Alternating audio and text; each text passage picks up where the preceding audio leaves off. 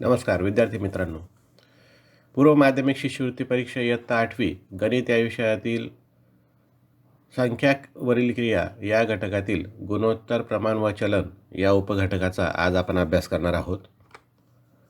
गुणोत्तर जर एक राशी त्याच एककातील दुसऱ्या राशीच्या किती पट आहे हे दर्शविणाऱ्या परिणामास गुणोत्तर असं म्हणतात. थोडक्यात जेव्हा दोन राशींची तुलना भागाकार या क्रियाने केली जाते तेव्हा त्या संख्यांच्या भागाकारास गुणोत्तर म्हणतात. गुणोत्तर दर्शवण्यासाठी विसर्ग हे चिन्ह वापरतात. उदाहरणार्थ 2/300 असणारे गुणोत्तर 2/3 किंवा 2/3 असे लिहितात.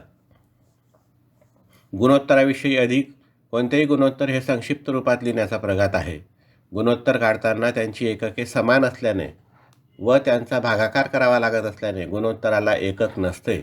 उदाहरणार्थ 2 किलोग्रॅम व 500 ग्रॅम यामधील गुणोत्तर काढण्यासाठी 2 किलोग्रॅमचं रूपांतर ग्रॅममध्ये करावं लागेल. 2 किलोग्रॅम बरोबर 2000 ग्रॅम, म्हणून त्याचं गुणोत्तर 2000/500 बरोबर 4/1 किंवा 4/1, म्हणजेच गुणोत्तराला एककाची आवश्यकता नसते.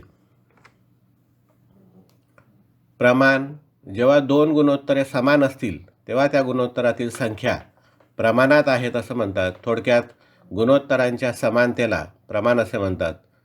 ए, बी, सी, डी या संख्या जर प्रमाणात असतील तर A/B बरोबर C/D आणि म्हणून A गुणिले D बरोबर B गुणिले C. या ठिकाणी आपण अंत्यपदांचा गुणाकार बरोबर मध्यपदांचा गुणाकार असेही म्हणू शकतो, कारण A आणि D ही अंत्यपदे असून B आणि C ही मध्यपदे आहेत. त्याचप्रमाणे जर दिलेल्या तीन संख्या A, B, C या प्रमाणात असतील तर A/B बरोबर B/C, म्हणून तिरकस गुणाकार केल्यानंतर A गुणिले C बरोबर B गुणिले B, म्हणजेच B वर्ग बरोबर A गुणिले C. याचा अर्थ मधल्या पदाचा वर्ग बरोबर अंत्यपदांचा गुणाकार. म्हणून तीन संख्या प्रमाणात असतील तर या सूत्राचा वापर केला जातो. उदाहरणार्थ 8, 12, 18 या संख्या प्रमाणात असतील तर मधलं पद 12चा वर्ग बरोबर अंत्यपद 8 गुणिले 18 अंत्यपदांचा गुणाकार, म्हणून 12चा वर्ग 144 आणि 8 गुणिले 18 बरोबर 144. या पद्धतीने या तीन संख्या प्रमाणात असतील. चलन जेव्हा एका राशीच्या किमतीत बदल केला आणि दुसऱ्या राशीतील किमतीतही बदल होत असेल तर अशा बदलास चलन असं म्हणतात. उदाहरणार्थ विद्यार्थ्यांना वह्या वाटप करण्यासाठी विद्यार्थी संख्या वाढली तर वह्यांच्या संख्याही वाढवाव्या लागतील.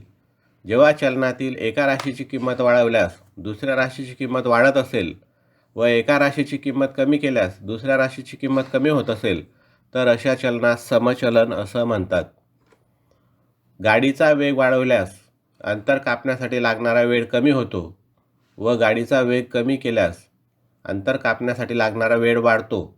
म्हणजेच जेव्हा चलनातील एका राशीची किंमत वाढवल्यास दुसऱ्या राशीची किंमत कमी होते व एका राशीची किंमत कमी केल्यास दुसऱ्या राशीची किंमत वाढत असेल तर अशा चलनास व्यस्त चलन असं म्हणतात. धन्यवाद.